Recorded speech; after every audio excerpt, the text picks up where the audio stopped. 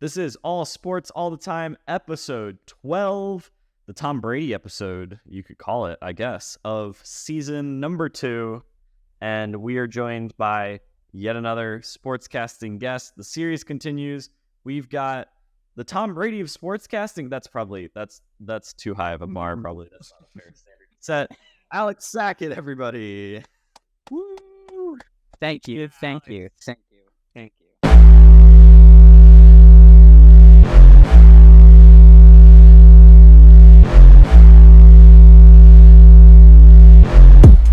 How many championships have you won at Full Sail?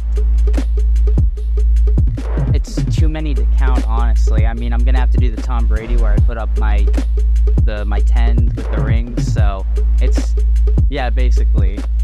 And then someone's gonna Photoshop it with how he won those championships and why he shouldn't have. But The asterisk. yeah, the asterisks on everything. So Yeah. All the rings just have like a physical asterisk. Oh That's yeah. Of course. His finger, yeah. A bunch of championships for Alex and one second place finish in kickball. So all the I championships. knew we were gonna talk about this. I knew it was gonna happen. That's a tease for later, everybody. We got to start out with just you introducing yourself, Alex, before we get it. What's your name? That's a tough one, honestly. Well, I mean, technically, Alex isn't his name, so that's a good question. I know. Yeah. You want me to give you my full name? Yes, please. Give us the name on your birth certificate. My name is Alexander Kent Sackett, or Alexander Sackman Ander Panhandle Sackett, as the sportscasting kids love to call me. Inside joke right off the bat. You want to tell that story? I'll do it after I introduce myself. So, I'm Alex Sackett. I'm from Cincinnati, Ohio. My favorite teams, the Reds, Bengals, and kind of the Cavaliers. I kind of started watching them this year, or last season, technically. So those are my teams. And is there anything else? No, you got it. I'm an Ohio kid. Here we normally ask people. That's the one thing that people are gonna say about that is, oh God, he's from Ohio. Oh no. Correct. Parker, didn't you? I remember when you were like first getting into real estate, you said something about Ohio, like either the home prices were really good or like the roads were really good. You said something about the infrastructure in Ohio, right? That was good. Well, it depends on the area, obviously, but I mean, some properties in Ohio are like falling apart. Oh, okay, so it was not good. Never mind. Most definitely in the northern areas, kind of in Cleveland, Youngstown and Akron are not great places right now. They're trying to get back up and stabilize, and I hope that goes well, because that is one thing. I want to live in Ohio my whole life, and when that stuff happens, and it's weird because Clevelanders always make fun of us from Cincinnati, but we never make fun of Cleveland. I don't know why. How do they make fun of you? I guess I might that might be a generalization, but I've seen a bunch of accounts from like Cleveland people where they're like, Cincinnati's in Kentucky. It's not a real city in Ohio. And so it's frustrating. And then I'm like, well, Cleveland's in Canada technically, so. Yeah, Ohio is kind of like that weird. I mean, yeah, everybody knows Ohio is a weird state, obviously. But yeah, it's kind of like, it's not East Coast enough, but it's also not Midwest enough. It's just like in the middle. Yeah. It's just there. It's central. So, that's a great way to describe Ohio. Yeah. It's just there. Mm-hmm. So, yeah. I'm sorry I didn't remember that point, Parker, about you talking about. I was so sure you said. I thought you said something good about Ohio, but I don't know. It's not. I mean, no, Ohio. Ohio's great. Like the Kelsey brothers came out of Ohio. Yes, and LeBron. You have LeBron. I think Curry was born in Ohio. Joe Burrow, Joe Shiesty, whatever you want to call him, was born in Ohio. So you have a lot of doing. Yep. Yes, we have. It's weird. We have like so many great athletes, and then so many terrible ones. Like a lot of we have great athletics, but like none of them pan out unless you're like the 1%. What's is kind of in general. So yeah, you've got the top tier athletes, and then the teams, just it depends. It's really too bad that Luke, he's hopefully going to join us at some point, but it's too bad that we're not guaranteed to be on this episode, because there's been a running thing on the show for about 2 years that Luke looks like Joe Burrow. Yeah. What? I'm not going to lie. Kind of cheap. Yeah. At the beginning, it was a stretch, and I would say it's even more of a stretch now.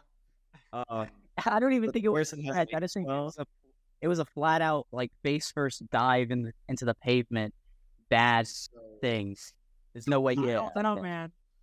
I think they're twins. You're okay.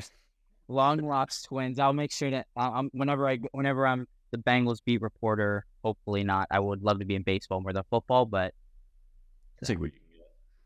Oh yeah, exactly. So, you want me to tell you that story? Because you asked me about the story about the panhandle. Oh yeah, after you introduced yourself, yeah, we got off topic already. Yeah, your second full name that you gave us. How was that? Alexander Sackett and Panhandle Sackett. So basically, in PMP2, we were doing an assignment where we were putting our Hall of Fame speeches into a rundown, a fake rundown, basically, and also fake Hall of Fame speeches, not actually in the Hall of Fame. Yeah, we are. So, we put all of our scripts into that practice rundown, and then Tyreek, all of a sudden, which guys will see Tyreek on later podcasts, but that's a tease. And so, but he started making up middle names for us, and I think his was Bartholomew or something like that. And then after a while, we just ran with it, and we were just joking around, and we just had a bunch of weird, stupid middle names. Like Jake's was Jacob BK, or Dr. Jacob BK Hopkins of the Whopper University. And so it was. Yeah. That's the story. There's a website that we use for the rundowns, and you have your script inside of it, but when you're just looking at the rundown, it's just like the titles of each of them, and then if you click on the title, it takes you to the script. But the titles are editable for anyone who's on there.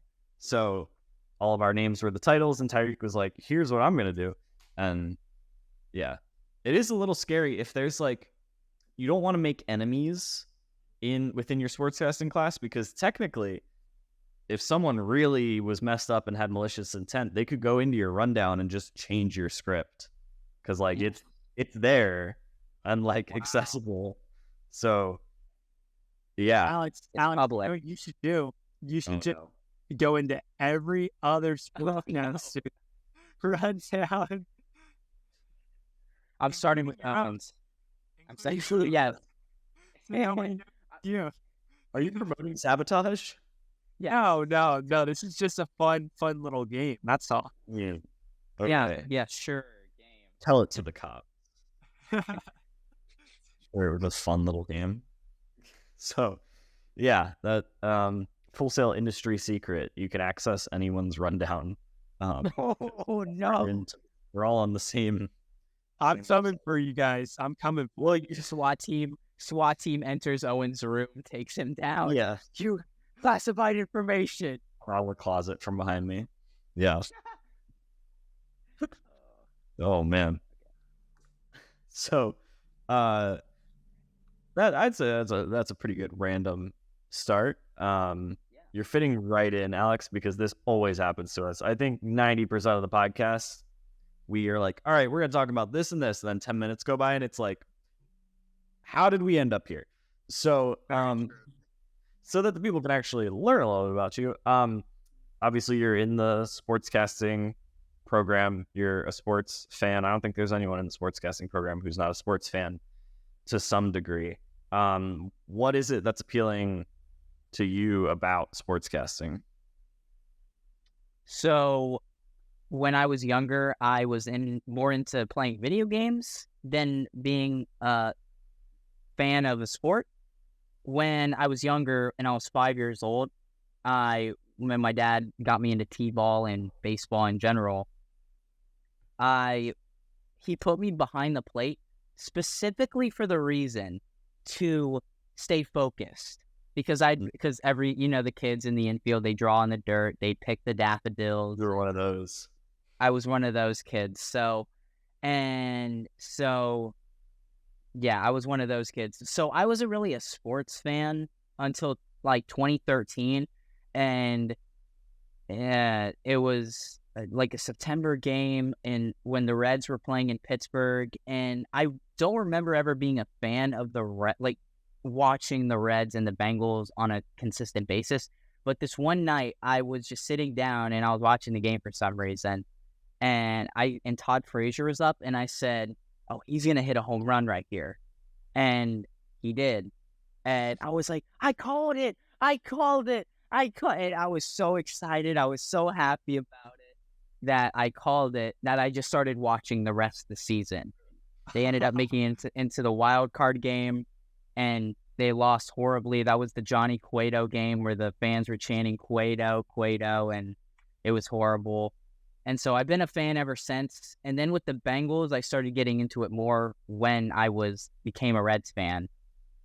And then with the Cavaliers, I'm gonna sound like Izzy and Julian, but when LeBron came back, I was like, okay, I'm watching the Cavaliers now, because I never really watched them before.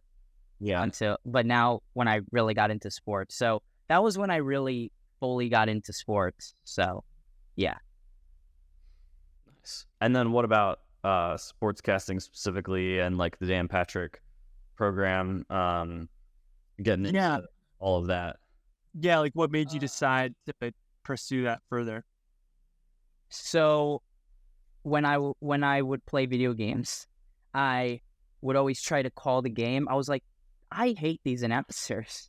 And so I would just mute them and announce the game. And I was thinking to myself, and I was like, this is fun to call baseball games, or just to call video games, those type of video games, and call my own games.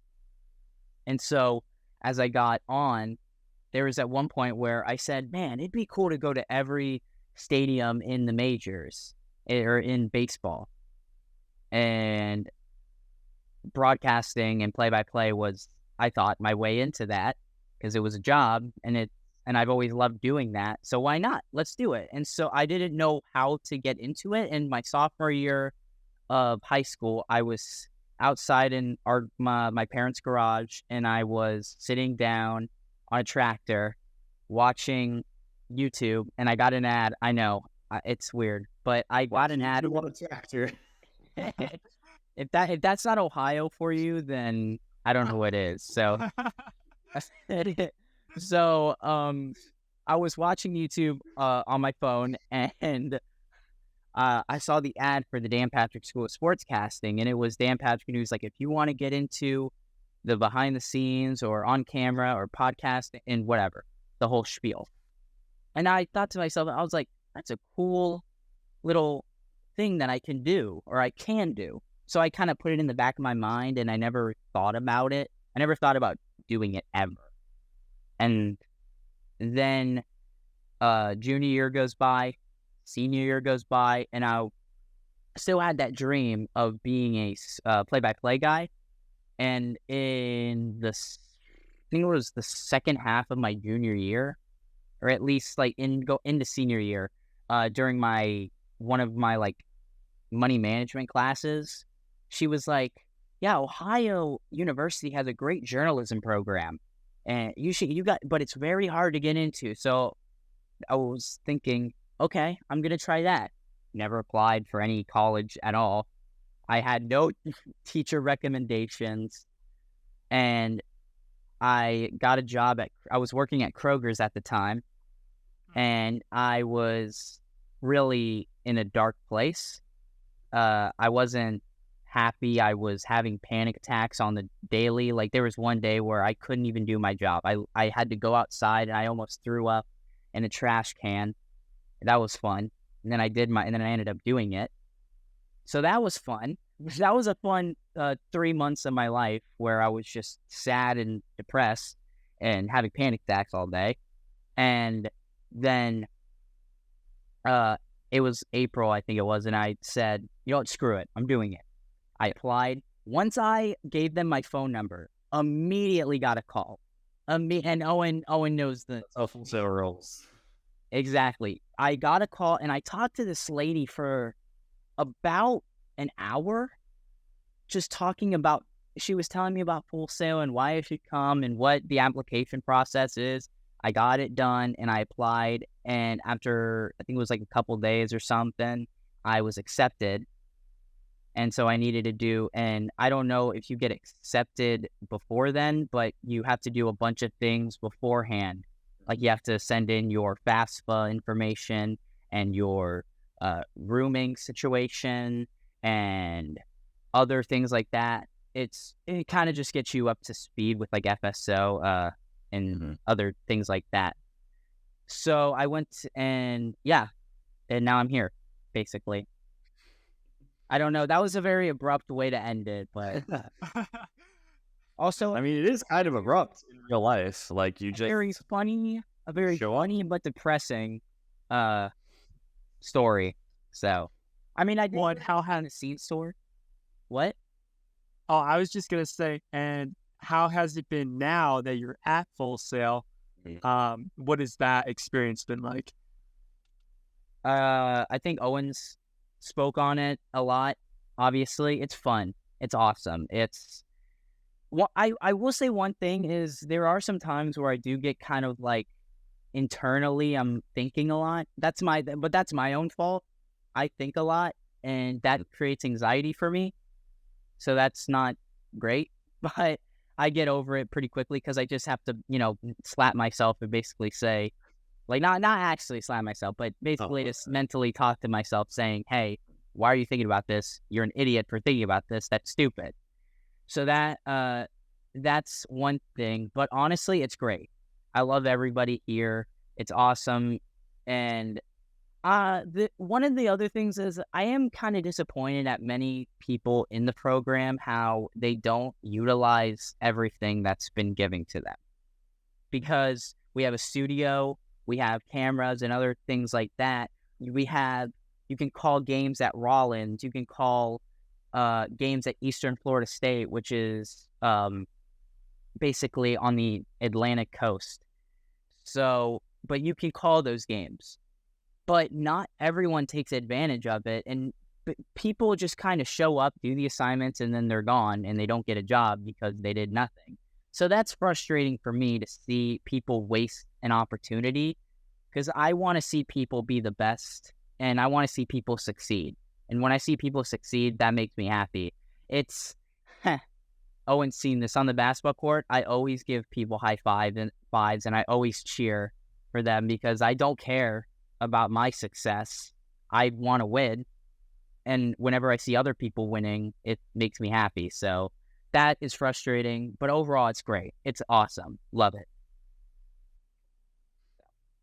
Yeah, that is no, that's really cool. It's awesome how Full Sail, I mean, I was just talking with family about this in July 4th, and we were just talking about like where my friends are at, like colleges, stuff like that. And the fact that I didn't go to college and how it's different and everything. And we were talking a little bit about Full Sail, and I was like, man, I feel like this is kind of like a really, really smart way to get a bachelor's degree.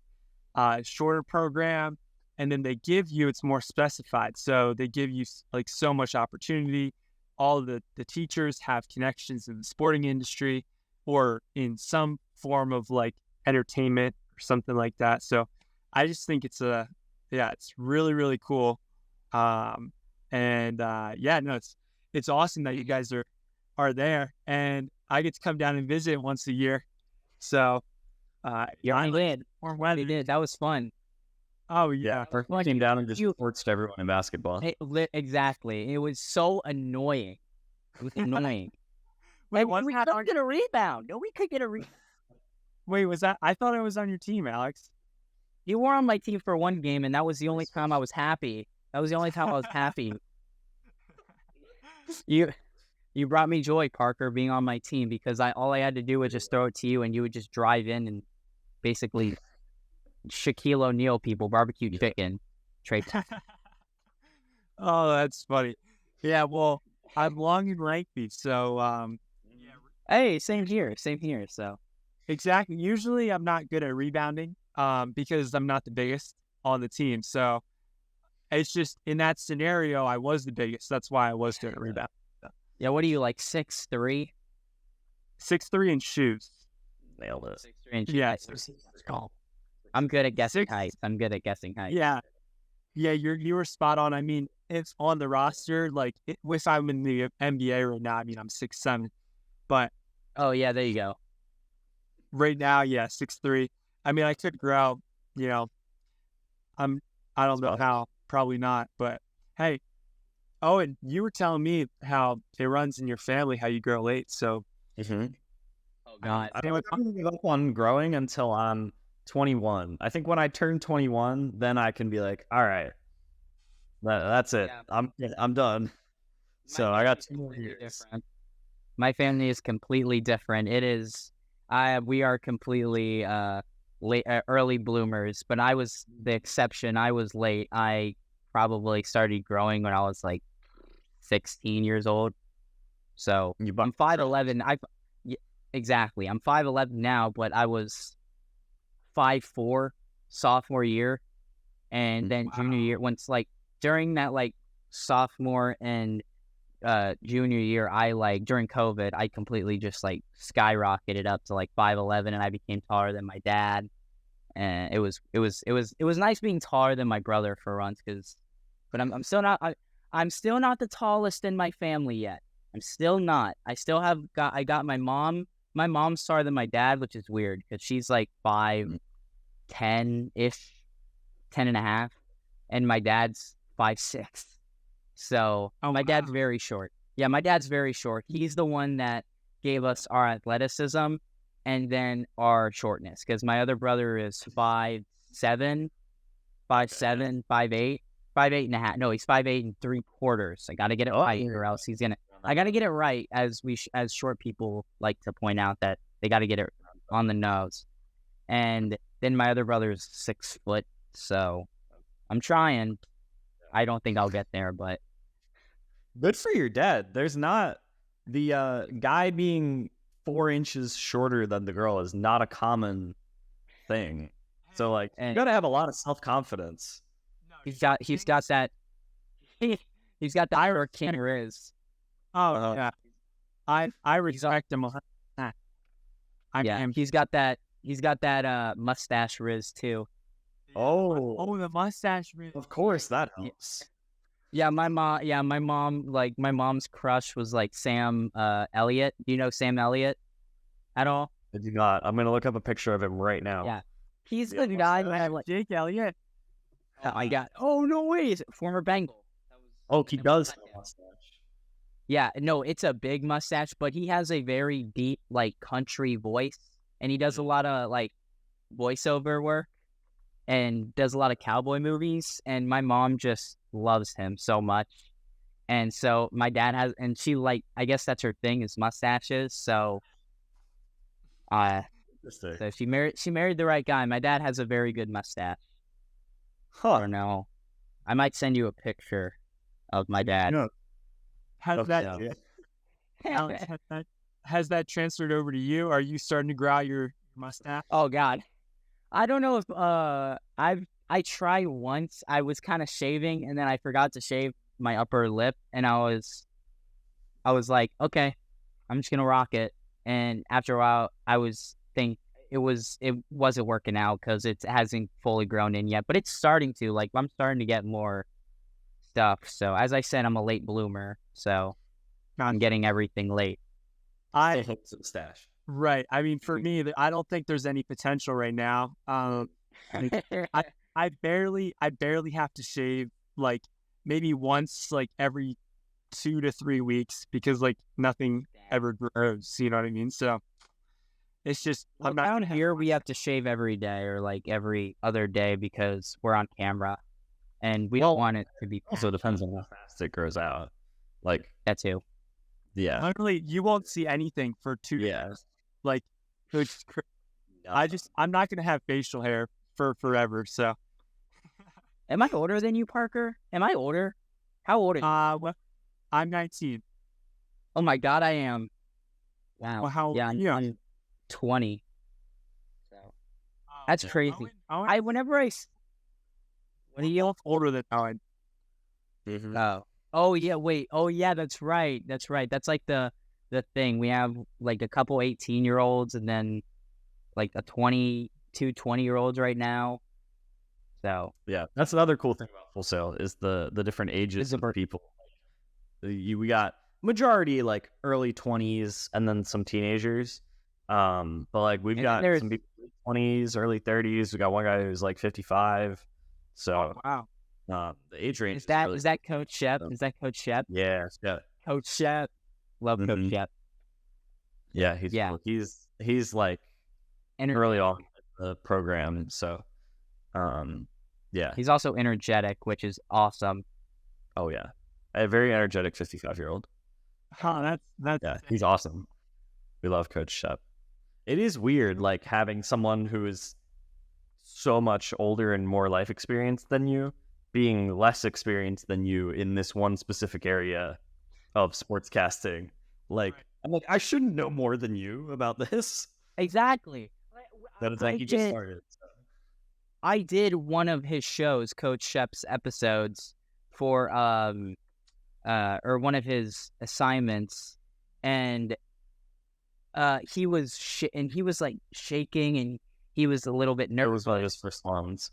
Yeah, it was intro, and he was nervous, and he was rushing stuff, and he was trying to do everything at once, which is usually what you do when you're in intro. And I was thinking to myself, oh my gosh, why do I know more than him? Why was I almost somewhat like on his level or better than him at that time? So it was just weird. Feels weird. I wouldn't say better. That's that's a strong word, but just more experience. It's like I shouldn't be more experienced than a 55-year-old. right. But exactly. They're a little more experienced at basically everything else, but you've been going to school for it. You know what I mean? So Exactly. Yeah. Like I guarantee you right now, if I were to hop into sportscasting, I'd probably be really bad at it. I mean, I just say funny things. That's all I would do. It's a sip. Funny. Just say funny. I wouldn't say them correctly. I wouldn't say them in a super like pronunciated way, but I would just say stuff that would make people laugh. That's what I would do if I was like a commentator. But it would also suck because like I'd say stuff that probably only like a certain demographic, or like I would say a joke and it would land with like 10% of people. And then I'd say one, it'd be a little better. It'd land with like 18% of people. And then the other like 80% just was like, what is this guy talking about? Like, What is this? yeah. That is me 100%. I have so many jokes that are so out there that people are like, what are you talking about? Like Owen's probably seen that and heard that, where I said a joke and he's like, what are you saying? And it's like, I'm just making it. It's something. It's like, I guess it's an Ohio thing, or no. Well, my favorite ever broadcaster right now is Bill Wallace. And no. He says the most out of pocket things you've ever heard. Well, he might not be there mentally, so he might have done something before the game, so we don't know. He might have gone to a Grateful Dead concert before he'd done some devious acts. Oh yeah, for sure. with some of the stuff he says, you're 100% right. I mean, literally, like, me and Owen were watching him. He ate a candle. He ate the candle. What? They had a candle on a cupcake. And Yes. just whole thing. I know what you're talking about. Yeah. No. Oh my god. It's just the wild. Like, he's crazy. Yeah. Yeah, I don't think Full Sail's. I don't think Dan Patrick created this program and was like, "We're gonna make us some Bill Waltons." I don't know if we're gonna be sending out any Bill Waltons from the program. Gotcha. Maybe that's not the worst thing, but It'll be me. It'll be me. So it'll be. that's your player comp, Bill Walton. Yeah. Yeah. Oh no, that's in the scouting report, right? That was in the scout. Oh yeah. Yep. Alex Sackett comp. Bill Walton. Yeah. How else is he from Ohio? No, I mean, that will check out. No, he's from California. He's from California. So Shoot, my light just turned off. Is that? Uh-oh. Did it die? He's a ghost. You said let's go? I think my car can still start, so I think it's a safety thing. Yeah, probably. It's like, hey, your light's been on for a while. He's a ghost. Hopefully the bulb didn't die. That's probably smart. Probably smart by the car manufacturer. Yeah, hopefully that's just like a precautionary thing. But... I think it is. We'll try and start my car just in case. Yeah. Just to make sure Parker doesn't get stranded on the podcast. All right, it worked. Okay. Let's go. Good. look at him. All right. Look at it. Look at that beautiful man. There you go. Thank you. All right. Thank Hey, you're welcome.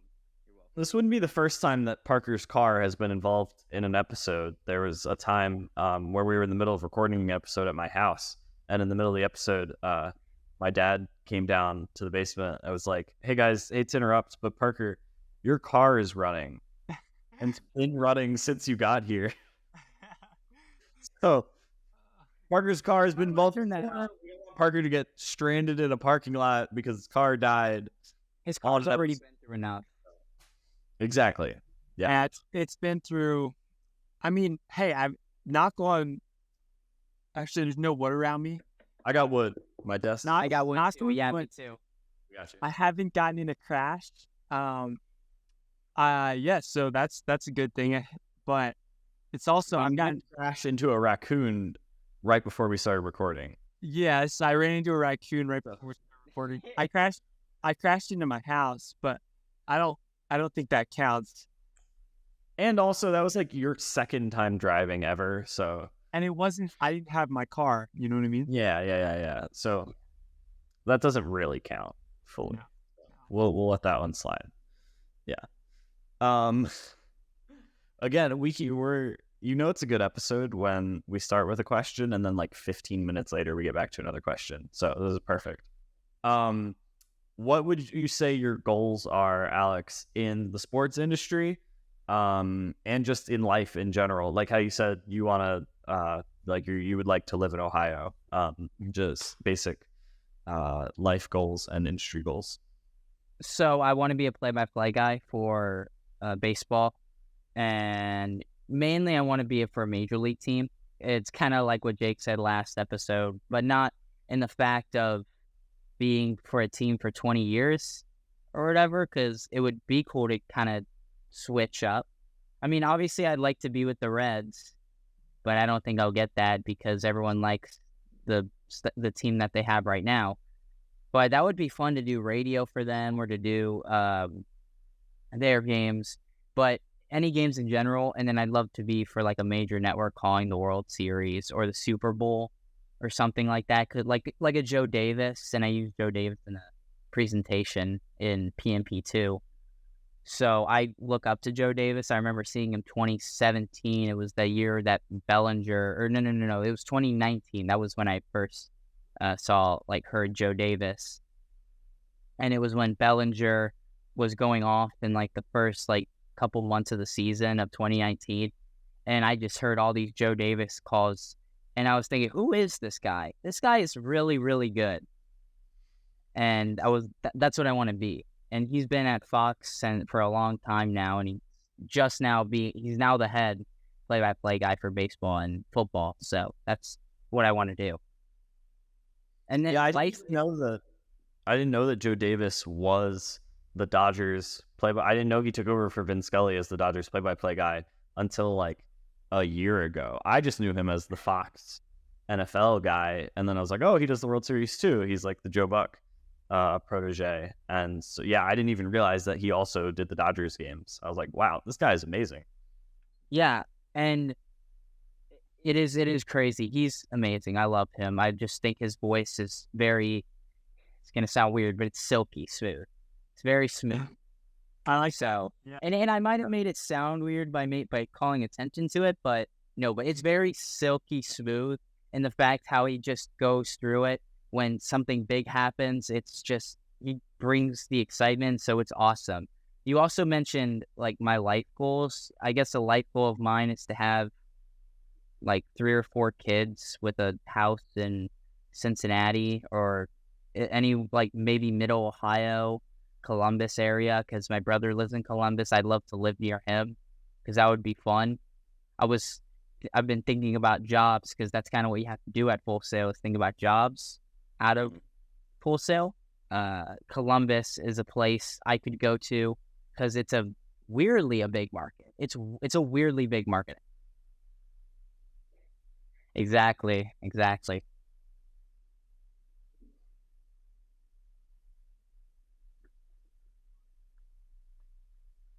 Yeah.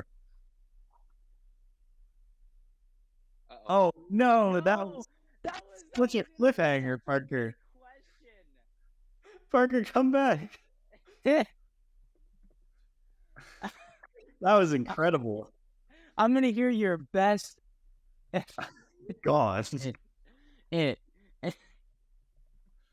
That's amazing. Okay, can you finish the question for him? I mean I can, but I wanna give him a chance to come back at least. So what Parker was going to ask before that very dramatic cutoff, I don't know where he's at. I don't know what happened, but yeah. Hopefully he's okay. I don't know what happened. Yeah. He was gonna ask, what's your best story from college so far? Your best Full Sail. Oh. Okay. Okay. So, and I think I've told the story to you. It was Memorial Day it was like our first month here in September. And me and some other people in the program who are part, we were at our friend's house and we were just watching a movie and, hanging out. And then all of a sudden we were thinking, hey, let's go to Waffle House at 3:30 in the morning. So the good old Waffle House at 3:30 in the morning run. And a couple of the people hadn't been there before. So we decided, let's go to Waffle House. We go to Waffle House. The minute we get out of the car, we have no pancakes, nothing, blah, blah, blah. We only have bacon and eggs and stuff like that. Or no, we only have bacon and something else.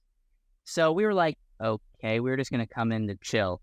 And I was stupidly craving bacon. So I was like, oh, that's perfect. So when are we not craving bacon? Exactly. Unless it's good, because there's some bacon that isn't good, like Denny's. Well, calling out shots fired at Denny's. So I just kidding. But yeah, we were sitting in the Waffle House, and we were talking to this one guy, one of the coworkers, for forever. He had nothing else to do. Exactly, and he said that he had been there since like 2:00, like 2 p.m., and it was like 4:30 in the morning, 4:30 a.m. So and his shift ended at like 7 or 8. So he had like a 15-hour something shift, and we were there, and after a while, one of his coworkers was like, they were like, oh, you guys want pancakes? You guys want blah blah blah blah blah? You guys want this? And we're like, I thought you said you were out, and he's like, no, we were just bleeping with you. So we were like, okay, and so we basically we were just sitting there for 3 hours just talking to these people. And for me, after a while, I was like, okay, I'm done with this. Can we please go? But I didn't want to like be a jerk and be like, guys, like we got to go, because I just look like a jerk if I say that. I don't know. That's just my opinion, or that was my whole thought process. But so basically, I got home at like 6:30, went to bed at 7, got up at 10 o'clock, went back over to our friend's house or my friend's house, and stayed up again, and they still hadn't slept. So that was fun. Holy. So that's a pretty good story. I don't know Yeah. others. I don't know any others. That is like a quintessential college story. We were at a Waffle House from 3 to 6 a.m. Let's go. It's the best. Yeah. It's the experience. You gotta experience a Waffle House. If you don't experience a Waffle House at 3:30 in the morning, you're missing out on life. So Okay. That is the takeaway from this podcast. Everyone go to a Waffle House. The main thing. There you go. Yeah. Oh my word. Wow. So we've got a little bit of time left. Let's play the game for this week, and then we'll see where we're at. Maybe we'll have time to talk a little bit about the Reds, because the Reds are way more exciting than anyone expected them to be. Even me. And they're making me mad. They make me mad. Oh, tease for after the game. Yeah. Perfect. Why the Reds are making Alex mad. So the game this week is Positive Spin. I've got topics for Luke and Parker to give a positive spin on. Luke and Parker aren't here. I'm actually kind of worried about Parker, because he just it just dropped, and he hasn't contacted That's me. That's going to be an ongoing mystery.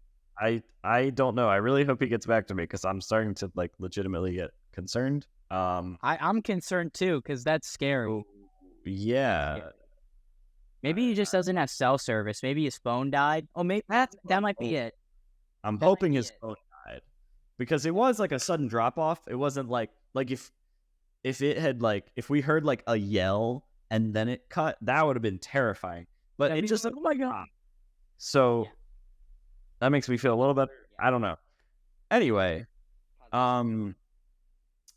positive spin. That we just put a positive spin on why Parker is okay, and it's going to be fine. So that leads us perfectly into the game. Positive spin. Basically, we're just trying to help out a fan base or a team or a player or someone or something in sports, and something that has been negatively covered or looked at, mostly in a negative light. We try to put a positive spin on it. So, Alex, your topic to put a positive spin on is just the Mets.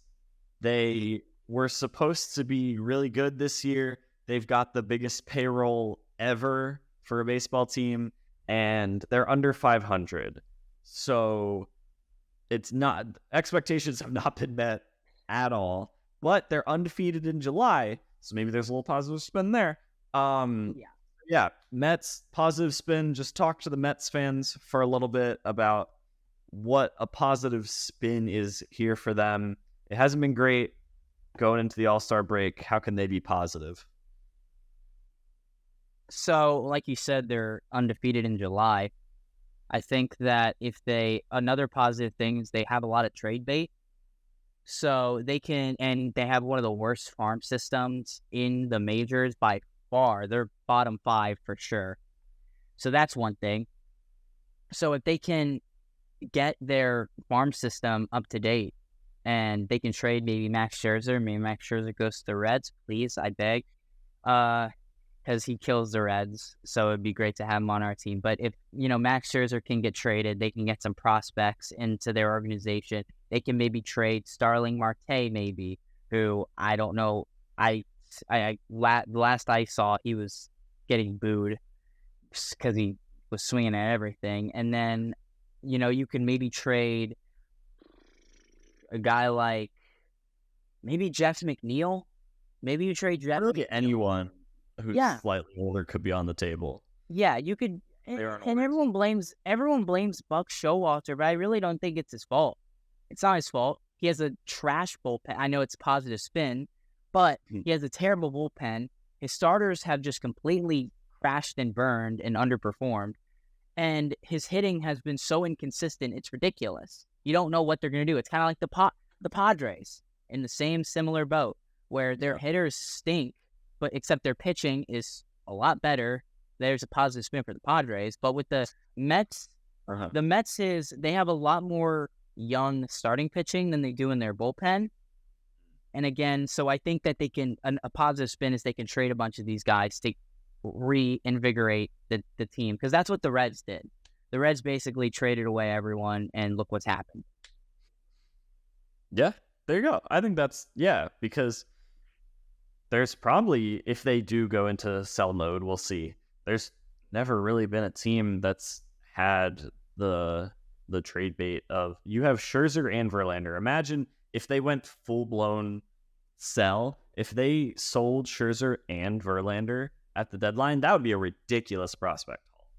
So, yeah, I think that would make Mets fans happy, because now they actually have something to look forward to instead of having to watch, them go out every night, even though they're doing great. They're doing great, which I love, because whenever the Mets do good, it's weird. It's weirdly fun. Like whenever the Reds do good, I don't know why, but I've seen whenever the Reds do good, baseball just seems to get a lot better. I don't know why, it just does.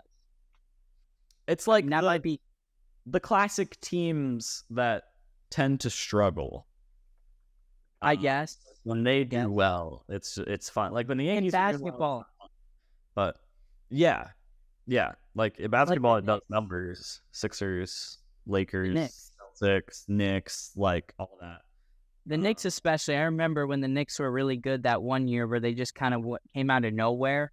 They were like the NBA was pretty fun at that time, and everyone wanted to watch the playoffs because it was Madison Square Garden, and everyone wanted to see playoff Knicks basketball. And then in football, I don't know of a team. It was a little tougher because it's young. Yeah, that's true. It's made for younger. Yeah. The Reds are definitely one of those like classic teams, and oldest franchise. Yeah, when they're back, it's like the brand is back. The only thing the Reds had to hang their hat on for all those terrible years was, we're the oldest franchise, so respect us.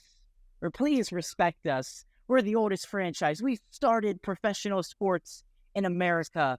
Please respect us, please. So, not much to stand on, but it's something. So, there you go. I mean, we can go into the Reds. I was just gonna say, speaking of the Reds, we got good 3 to 5 minutes. The Reds weren't supposed to be that good this year. They were supposed to improve a little bit. They've improved a lot. They've got a ton of young, exciting players, namely Ellie De La Cruz, who's taken the league by storm. Just today, he stole second, third, and then home, which was ridiculous. He's one of the greatest 5-tool players we've ever seen, basically. Prospects, yes. Yeah. He hasn't played long enough, but just tools-wise, from what we've seen physically, what he can do, there's not really been anyone else who can throw a ball as fast, hit a ball as hard, run as fast as he can. Yeah. So with the Reds, we started out the year like 7-15. We started out the year pretty good, actually. Like for the first couple of weeks, we were doing pretty well. And one game in particular that was kind of a microcosm of the first month of the season was the game against the Phillies, where you guys were down by 2. It was 2-0. You guys came back and won 3-2. That was pretty heartbreaking. But I know there was a 4-game sweep in Pittsburgh.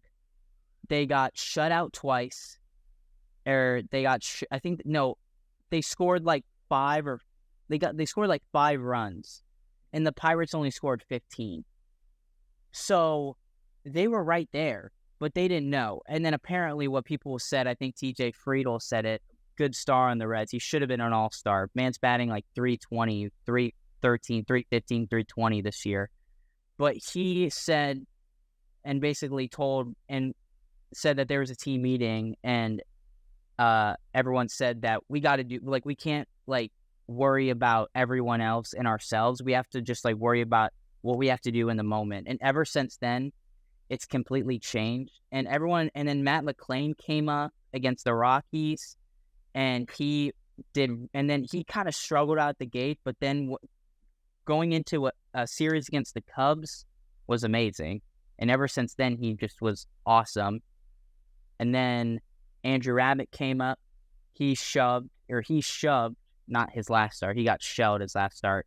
And then, And then Ellie De La Cruz against the Dodgers, which was just, that was the most electric scene I've ever seen. And then, they went on that 12-game win streak, and it was the most incredible streak I've ever seen because they were coming back in games.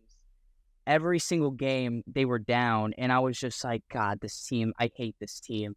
And then they'd pull me back in, and I'd be like, I love this team. I love this team. So they're a Jekyll and Hyde for me. Yeah. And then that Atlanta Braves series was just so electric. I've never seen Great American Ballpark sold out 3 consecutive times. Never in my life. So that was insane. I wish I was up there. I'm going to a game when I go back for summer break. So, because they have a long homestand after the All-Star break. So, yeah. So but they annoy me because today they were down 4-1. Then very next half inning, Joey Votto comes up with 2 runners on, cracks a 3-run homer. We tie the game, and then we give up a run in the top half, and then we score again, and then the Ellie De La Cruz inning, and then we win today. And it was just like, what in the world? Like, how did they come back? That's been the whole story of the Reds this season. It's just, I love them, but hate them at the same time because they're giving me gray hairs, even though I have beautiful blonde hair. Yeah, I don't know if you can see that because of the light, but they're gonna give me gray hairs. Wow, that's a fun. I don't follow them closely enough, so like I just see the final scores. So I'm like, wow, the Reds are winning. This is crazy. But that's good insight of like, no, actually, like this is really stressful. These wins, they shouldn't be winning these games like at all. Like everyone criticizes our starting pitching, and our starting pitching has done well recently. But we have like I think our starting pitcher numbers are skewed because early in the season we had Luis Sessa and Connor Overton in our rotation. Both had 10 ERAs in the first 2 weeks of the season. So that'll skew it a little bit. Luke Weaver has a 6.3 something ERA. So that's skewing it. Graham Ashcraft had a 3-month about a terrible of a 3-month stretch that I've ever seen in a player. It's just it was horrible. So, but they're doing good. Like you would like the Reds to get Scherzer because some pitching would be nice. Yes. We don't even need to trade anybody now because our pitching is pretty good now. So we don't even need to trade anybody. Yeah, you'd be fine to just because the Reds are a surprise this year, so they don't like necessarily have to like make a big move. It's just like we're gonna ride this out, and it would be exciting. You guys could make the playoffs, and that would be super. Division, yeah. So, yeah, I just noticed this. It looks like we're in the same room. It kind of does. We've got like the same with my door. Standard blank college apartment. Well, most people have dorms. But Full Sail, we don't have dorms. It's just, we're in the blank, untouched apartment. Don't feel like decorating it because we're not going to be here that long. So it does kind of look like we're in the same room. We're going to end here. We got similar setups. But this was episode 12. Thank you guys for watching. We always appreciate it. The Summer Sportscaster series is in full swing. We've got many more interviews coming. Thank you for being on, Alex. This was awesome. It was awesome. I was looking forward to this for a long time. I think you have to give me some royalty here because I kind of planted the idea. I know, but I planted the idea in your brain. I know I did. So Alex, give me money. asking to be on before I even, like, he came to me first, like a couple months ago. So yeah, you do get at least a shout out for that. I can't give you money, but I can give you credit right now. So I'd rather that than money. So thank you. Just an official update on Parker. Like right after we finished recording the episode, he texted me and said, "Sorry, my phone died," and I just breathed a huge sigh of relief. So we didn't address it in the episode after he dropped. We were just like, "What happened to him?" Parker is okay. His phone just died. All good. No worries.